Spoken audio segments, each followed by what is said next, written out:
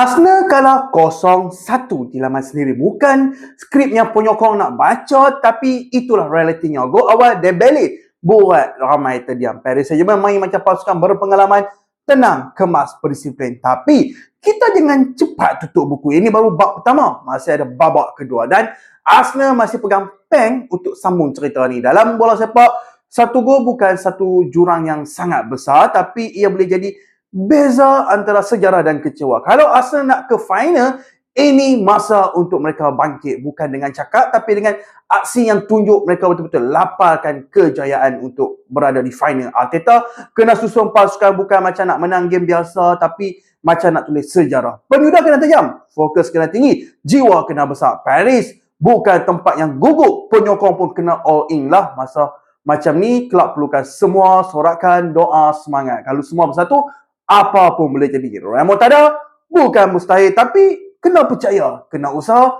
kena bagi hati. Agak-agak Arsenal boleh buat tak comeback di Paris nanti.